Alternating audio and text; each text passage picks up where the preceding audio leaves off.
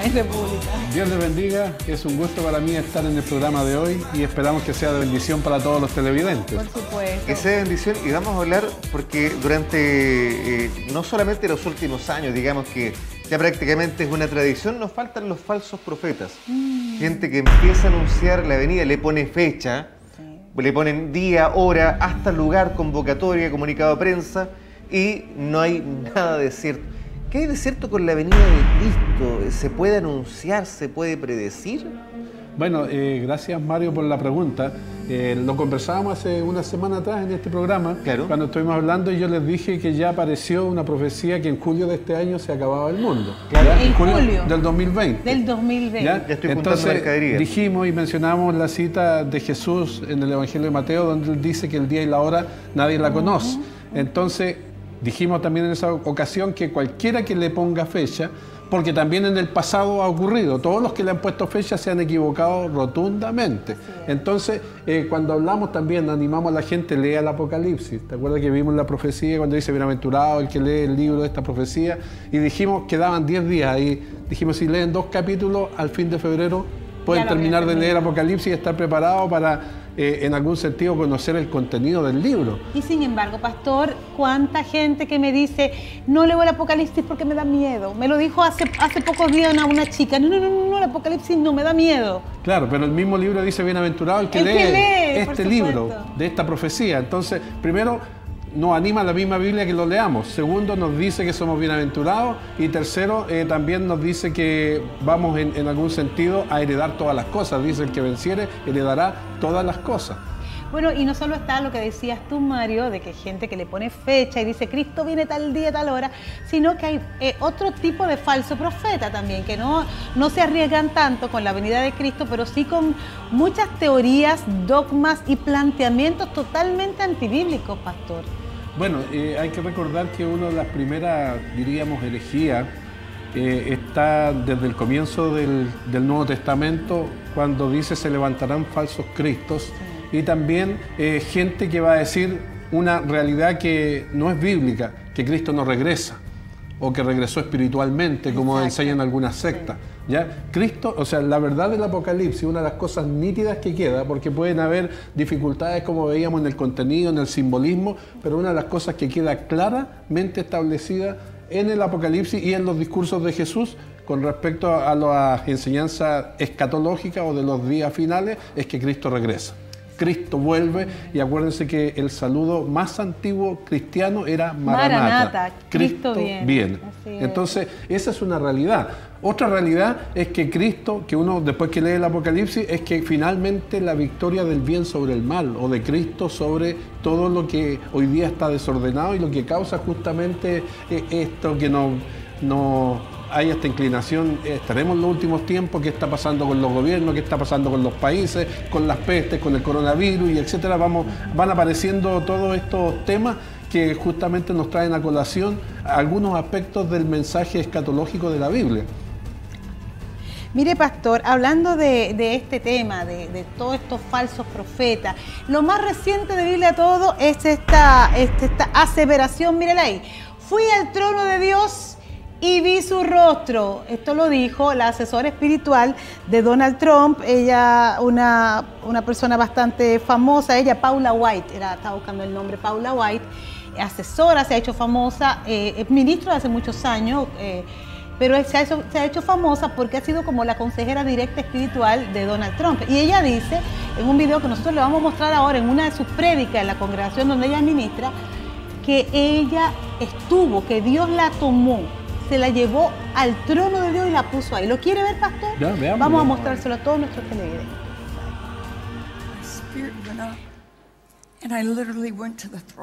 Dice que su espíritu fue tomado y ella fue literalmente al trono de Dios. No le voy a decir mucho, pero le voy a decir algo que es importante enseñarle a ustedes hoy. En ese momento divino que estuve, yo solo sentí un poder que era imposible para mí tener en este cuerpo natural. Fui al trono de Dios. Había un río que salía del trono de Dios. And I didn't see God's face clearly. No vi I saw el rostro de the Dios face of God. claramente, pero sí It was sé que vi el clear, rostro de like, Dios. I could see your face Y clearly. lo vi claramente But I como knew puedo it was ver the tu face cara. of God. O sea, no lo vi claramente And como as puedo ver God tu cara, began, pero vi y sé que es la cara de Put a Dios. mantle on me. Y Él me puso un It manto was a sobre very mí. distinct Y mantle. era un manto muy I had no distintivo. idea that No tengo idea. Apostle had prophesied. I think you said that there was a mantle that was coming upon me.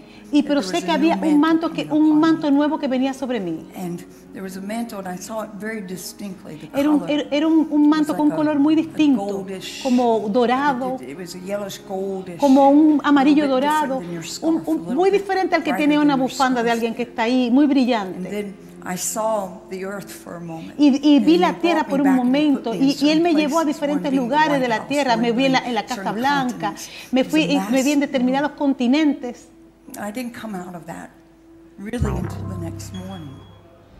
Ahí está, o sea, ella va a seguir con su visita al trono de Dios, pero ella dice, no vi la cara de Dios como estoy viendo la suya, pero sí lo vi cara a cara y sé que era la cara de Dios.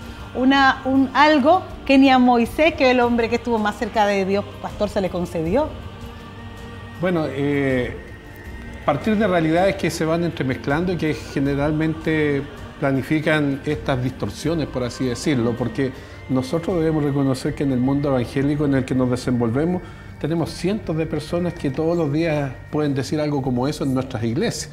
Entonces, lo que sí es claro, Hebreos, por ejemplo, capítulo 1, versículo 1 y 2, dice Dios habiendo hablado muchas veces y de muchas maneras. Esas muchas maneras que el Antiguo Testamento refleja puede ser a través de un profeta que viene y dice algo que Dios le dijo en privado. O puede ser sueños, visiones. Entonces aquí está hablando de una visión. O sea, no es nuevo que alguien tenga visiones. Exacto. Entonces, lo que hacemos y lo que nos enseñan los teólogos y la teología, y como yo soy teólogo también le digo lo mismo a la gente, cualquier cosa que escuchemos en una iglesia, sea de un supuesto iluminado, un visionario, un sueño o una predicación, hay que evaluarla en torno a lo que dice la Biblia. ¿Ya? Alguna vez creo que yo les comentaba, por ejemplo, un hermanito pide la oportunidad en la iglesia, dice, sabe, tuve una visión, vi que iba al cielo y cuando entré al cielo me abrieron la puerta y había una mesa larga, con mucha gente sentada ahí. Entonces, ¿la Biblia dice que había una mesa larga en el cielo? En ningún lado. Entonces sale bonito porque dicen, ahí estaba mi pastor que se había muerto, estaba mi abuelito que se había muerto, entonces todo es como animoso. Sí. Pero la Biblia no habla de eso. Sí, si alguien quiere conocer el cielo, lee Apocalipsis de nuevo, porque en Apocalipsis está descrito cómo es el cielo. Ahora, cuando esas cosas, lo que uno escucha de una persona que dice que vio una visión y se parece a lo que dice la Biblia, entonces yo lo acepto. Ahora, lo que decías tú, Kenia, en torno a la que acabamos de ver, esta asesora de Donald Trump, que dice que vio cara a cara, cuando la Biblia dice que es imposible que un hombre vea cara a cara a Dios. ¿Ya? Ahora, ¿cuál es la forma de poder reconocer a estos falsos profetas? Porque lamentablemente van surgiendo prácticamente cada día y van adoptando distintos tipos de disfraz.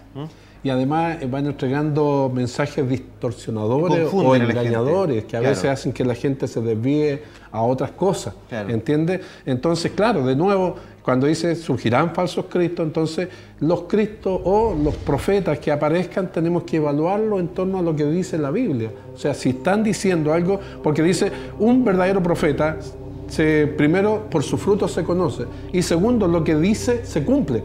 Claro. ¿Ya? Si no se cumple, entonces no es un profeta enviado por Dios. Entonces ahí hay que estar evaluando las profecías que ellos están dando. Hay un punto en lo que ella está diciendo, que la estaba escuchando de nuevo. Ella dice que ve un río, y esto lo dice el libro de Apocalipsis, lo dice también el profeta, no es Jeremías, es el profeta Ezequiel, sí. Habla del río que sale del trono de Dios. Pero entonces cuando dice lo de la cara, de que ve a Dios así, y sabía que era la cara de Dios, me recuerda, pastor, que el espíritu de confusión siempre trae un pedacito de verdad mezclado con un pedacito de invento, de mentira. Claro, y eso si le agrega a que la mayoría desconoce la Biblia, entonces es más fácil de que rápidamente acepte un mensaje como esto. Entonces, por eso que hemos animado. Y ahora que estamos ya terminando el verano, le animamos que de marzo a fin de año, ojalá lea la Biblia entera, ¿ya? Sí, son 66 libros, 1189 capítulos, más o menos serían 3 diarios si es que empezamos en enero, pero si empezamos en marzo serían 4 diarios para terminar en diciembre. Pero si es mucho trabajo, que por lo menos lean Apocalipsis, ¿ya? 22 capítulos y en menos de un mes, si leen un solo capítulo al día, ya está leído. Lo digo esto con relación a lo que Mario le preguntó, que cómo se puede reconocer un falso profeta. Estuvo súper bien su respuesta. Y esto sería como un tip, porque la gente también, el nivel hoy día de comprensión de la mayoría de nosotros está que nos gustan las cosas resumidas y bien y estructuradas. Un tip, podemos decir, para reconocer un falso profeta. Número 2, siempre va a mezclar verdad con mentira. Nunca va a ser capaz de decir la verdad pura. Ni tampoco de citar puramente la Biblia si no le agrega parte de lo que es su engaño. Claro, y ahí es donde hay que tener cuidado, ¿ya? Porque hay que mirar el testimonio de las personas. Sería un tip número 3, el testimonio. Exacto, exacto, porque hay muchos charlatanes en nuestro país, recorren. Ya alguna vez dijimos, por ejemplo, después del terremoto que hubo en Coronel, cuántos profetas se levantaron que venía otro terremoto que era mucho más fuerte. Ahora estamos justo celebrando 10 años de ese conmemorando, yo creo. Conmemorando, perdón. Celebrando un poquito más difícil. Conmemorando, tiene razón. ¿Ya? O sea, recordando un poco esa tragedia que enlutó a nuestro país y qué pasó después de 10 años. No pasa nada, no hubo ese terremoto y cuántas personas falsas que metieron miedo y algunos además osadamente, porque yo escuché algunas de esas profecías cuando andaba por Coronel, por Lota, que allá pululan estos falsos profetas. Decían, y vendrá un gran terremoto a una ciudad de Chile que empieza con C. O sea, como que Dios estuviera jugando a las adivinanzas. Al pasapalabra. Entonces ahí, Coronel puede ser Concepción. Y empezaron ahí a mirar el mapa de Chile cuántas ciudades empezaban con C. Pero que Dios no es así. No, pues entonces reírse de la fe y de la inocencia de los cristianos que van a una congregación, participan todos los domingos, pero no leen nunca la Biblia. Aclarar que una cosa son los falsos profetas, que obviamente intentan seducir a la población a través de malas artes, pero de todas formas, aunque no se puede especificar una fecha, sí hay señales que hablan de la venida de Jesucristo. ¿Cuáles son esas señales para que la gente pueda poder identificar? Bueno, diríamos nosotros, tenemos información bíblica en torno a Jesús y en torno al apóstol Pablo, que es el que escribe mucho acerca de la escatología o lo previo que va a ocurrir antes y durante el regreso de Jesucristo. Ambos dejaron escritas señales y el que mayormente hizo sus discursos en Mateo 24 y su equivalente en los otros evangelios fue Jesús. Pero ahí hablan de algunas generalidades, por así decirlo, porque siempre la gente dice, pero eso no es una señal muy clara. Por ejemplo, habrá guerra y rumores de guerra, habrá pestes, habrá hambre, cosas por el estilo. ¿Ya entiende? Entonces hay gente que dice, oye, pero si todo el tiempo en el mundo ha habido hambre, en todo el tiempo han habido guerra, terremotos también dice. Entonces, pero de todas maneras, alguna vez en una de los programas de hace por lo menos un año atrás mostramos las estadísticas de los terremotos, cómo se han incrementado en los últimos 100 años en relación a los que han habido históricamente en todo el mundo. Entonces, eso demuestra que al final de los tiempos el incremento de estas actividades va a ser mucho más fuerte y ahí nos vamos a Apocalipsis, que nos habla de cosas que van a ocurrir cuando regrese Cristo y enfrente al anticristo, que es lo que se llama la gran tribulación. Y muchos de esos conceptos que están ahí dados, que tiene que ver con el juicio que vendrá sobre la tierra, por ejemplo, grandes incendios, grandes daños en la ecología, ya sea en el agua, en los mares, en los ríos. Nosotros lo estamos viendo en menor escala ahora, porque allá en el libro de Apocalipsis dice que cuando eso sea parte del juicio de Dios, 1/3 de la tierra va a ser afectada y por lo menos 2 tandas de juicio va a morir en una parte 1/3 de la tierra vigente y en otra el 1/3 de los que queden. O sea, si sumáramos, por ejemplo, si hay 8.000 millones de personas aproximadamente en todo el mundo y se muere 1/3, se morirían más de 2.000 personas y después van a quedar 6.000 y otro tercio, otros 2.000 más se van a morir. Entonces, generalmente va a disminuirse en menos de 7 años a la mitad de la población mundial. Entonces uno puede decir, pero ¿cómo va a ocurrir eso? Y ahora estábamos justo previamente hablando del coronavirus que ha causado y está causando tanto escozor a nivel mundial y sobre todo en Europa, en Italia mayormente, donde ya ha muerto una gran cantidad de gente y están muchas ciudades. Este fin de semana, los que nos gusta el fútbol, vimos que suspendieron varios partidos en la liga italiana producto de evitar el contagio a nivel masivo. Entonces van apareciendo esas señales, pestes a nivel grande, las guerras, los incendios, la inestabilidad. Ayer mismo, si pusieran de nuevo noticias, hubo un recrudecimiento de la violencia entre palestinos y israelitas. Se están atacando mutuamente y esas cosas, lo hemos dicho, si alguien quiere estar atento a las señales, hay que estar mirando lo que pasa en Israel. Y además todas juntas, pastor, también. Exacto. Porque siempre hemos visto lo que podrían haber sido señales, pero de forma separada, esporádicamente. Teníamos paz por un lado, no teníamos tantos terremotos, pero teníamos los problemas de las guerras. Pero ahora está, yo no sé, yo siento que es todo junto. Todo junto. Y a eso le íbamos a agregar la última y la más grande de todas, que también me la preguntaste la semana pasada, Mario, y que tenía que ver con que será predicado el Evangelio del Reino en todo el mundo. Cuando eso ocurra, Cristo ya va a aparecer y retornará. Así, mi pastor decía, cuando hablaba de eso, decía, ¿usted quiere que Cristo venga? Predique. Claro, para que haga cumplir el cumplimiento de esta palabra, porque esto no va a pasar por la misma justicia de Dios. No va a pasar que Cristo venga sin que en todo el mundo no quede un ser humano sin haber escuchado la palabra del Señor. Y esa es una señal que también se está cumpliendo, porque en países de fronteras cerradas nosotros estamos viendo cómo la gente está haciendo que llegue el Evangelio a través de globos, a través de pendrives que se tiran en globos aerostáticos, por ejemplo, en el caso de Corea del Norte, la traducción de la Biblia en idiomas y dialectos en África. Esto está sucediendo, pastor. Sí, y acá también en nuestro continente. Yo soy el director de la Liga Bíblica en Chile, pero tenemos en Ecuador, en Perú, donde a 20 etnias por lo menos ha sido ya traducida la Biblia en cada uno de esos países de manera individual, 20 en Ecuador, 20 en Lima. Nosotros tenemos como 5 etnias nuevas y tenemos traducida la Biblia a 2 de esas 5 etnias, entonces nos falta todavía un poco más, pero se está trabajando en eso y justamente finalmente se va a apuntar a que todo el mundo sea evangelizado. Entonces podríamos decir que el coronavirus, las crisis sociales, los terremotos, las enfermedades, la guerra con Israel, el recrudecimiento, porque siempre han estado en guerra, los incendios que han pasado en Australia y Nueva Zelanda, la plaga de langosta que pasó en Turquía, ¿recuerda? Sí, sí. Todo esta y muchas otras más que podríamos citar, son señales del fin del mundo, o de lo que a mí me gusta mejor decir, el arrebatamiento de la iglesia. Sí. Son claramente y notoriamente esas señales y debemos ser entendidos en los tiempos. Ahora, tal como decías tú, Kenia, que estén ocurriendo a la vez, nos hacen estar más atentos todavía. Yo sanguluteo, como decimos nosotros a mis hijos, y les digo, pero despierten, miren lo que está pasando. Pero hay muchas personas, pastor, lamentablemente, sobre todo las nuevas generaciones, que ni siquiera se les han escuchado hablar de estas señales y que en su iglesia, porque tenemos que admitirlo, como iglesia hay que admitir esto, el mensaje de Cristo viene se ha ido alejando cada vez más de nuestros púlpitos. El mensaje y los cantos, porque a veces no era tanto el mensaje, pero mucha gente a veces aprende a través de los cantos, y los cantos acerca de la venida de Cristo también han como desaparecido. Todo ha desaparecido. Entonces sí, efectivamente.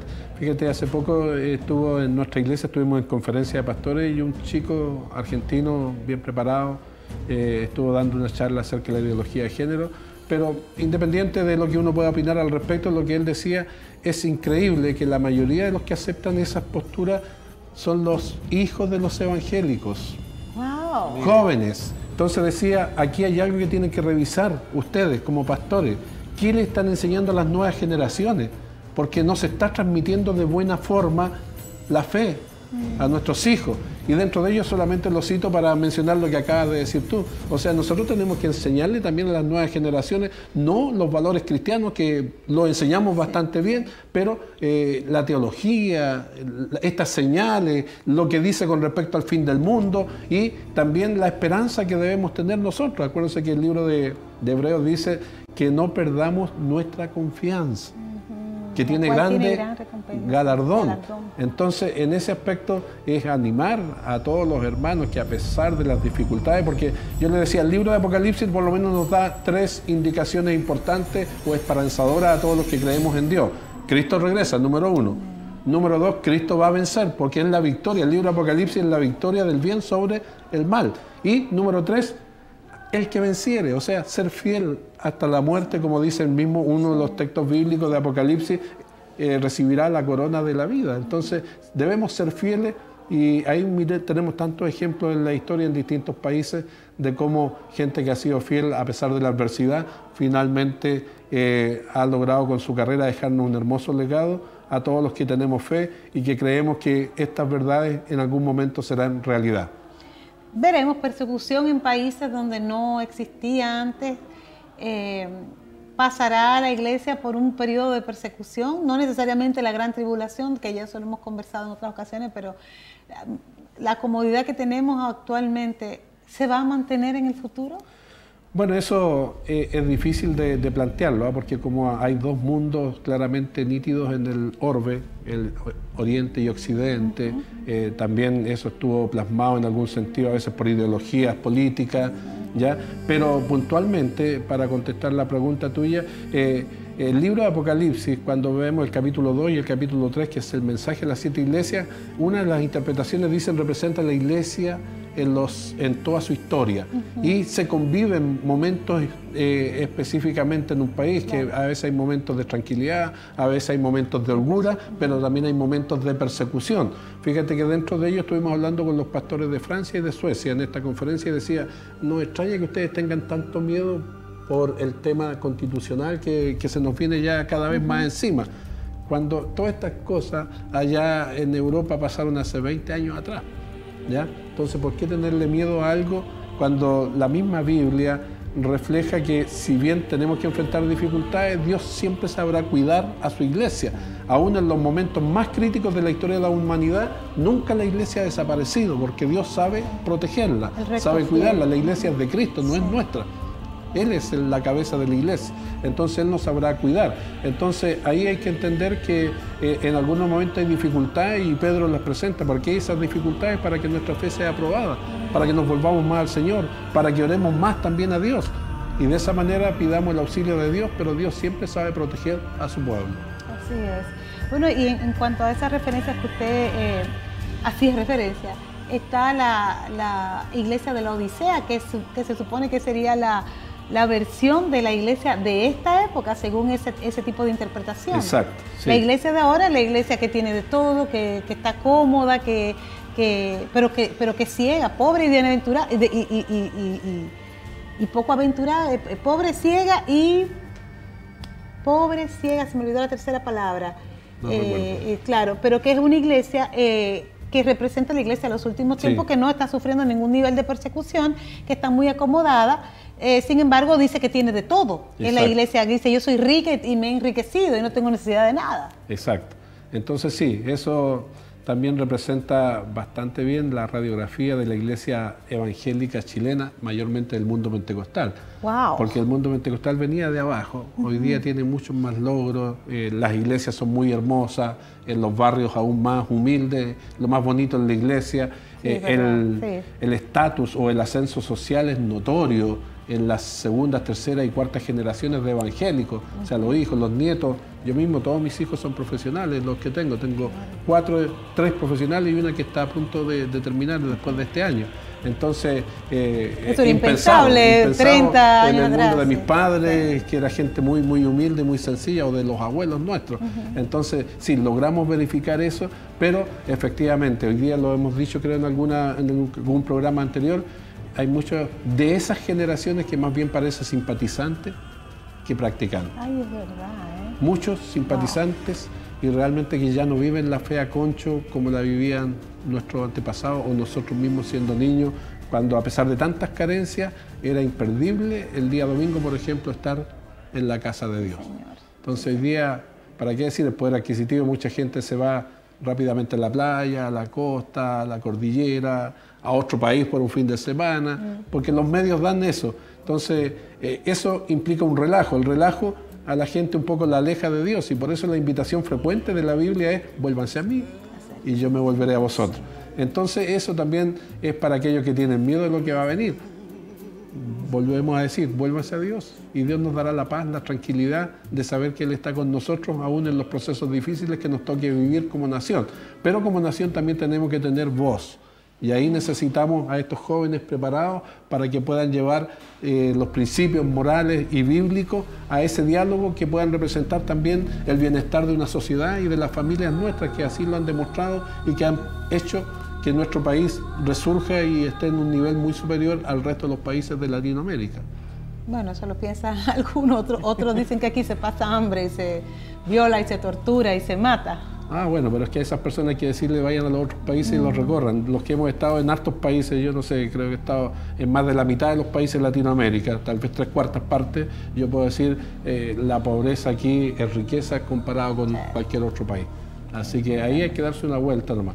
Indudablemente tenemos todas las demandas sociales que nosotros como cristianos comulgamos, y eso es cierto, y en algunos programas yo lo he dicho. O sea, es increíble que aquí las pensiones sean tan bajas, es increíble que los sueldos sean bajos, pero ¿para qué decir la salud?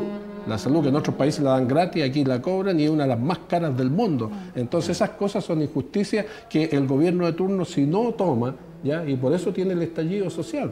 Entonces las iglesias somos los primeros que vamos a estar denunciando, y yo por lo menos cada vez que puedo, alguna vez le he dicho, he mandado cartas al diario, lógicamente las mías ni las han inflado, porque después verifico, porque realmente hay cosas que son increíbles. Por ejemplo, el alza de los TAC que había cada cierto tiempo, yo le había dicho hace, no sé, 2 años atrás, había escrito una carta, pero finalmente por la fuerza, por lo menos prohibieron más allá del IPC. Hay zonas de Chile en las cuales para pasar entre una comuna y otra tienes que pagar 4.500 pesos aproximadamente. Imagínate. Claro, entonces hay que imaginarse ahí de Chillán a Concepción, por ejemplo, el peaje más caro de Chile. Claro, entonces eso es increíble. Cerca de los 4.500. Y cuando hubo los incendios forestales un par de años atrás, no dejaban pasar ni a los bomberos sin que pagaran, entonces eso fue increíble.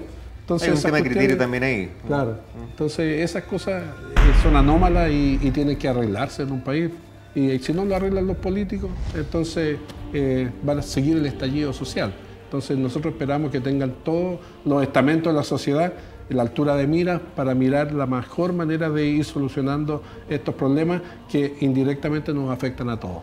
Bueno, pastor, lo interesante para concluir esta conversación del día de hoy es que el Señor nos dijo que cuando viéramos todas estas cosas, dice, erguíos, levantá la cabeza, porque nuestra redención se acerca. O sea, está cerca, lejos de meterse en un hoyo y comenzar, ¡ay, te voy a hacer! Párate derechita, ponte tu mejor cara para que recibas a tu Rey que viene. Gracias a nuestro querido pastor Manuel Díaz Vázquez. Bueno, hay que vencer, dice la Biblia, entonces animamos a los hermanos que tengan fe, seamos victoriosos, porque con Cristo todo lo podemos. Que Dios los bendiga, que tengan un lindo día. Hacemos una pausa y ya regresa a tener contigo.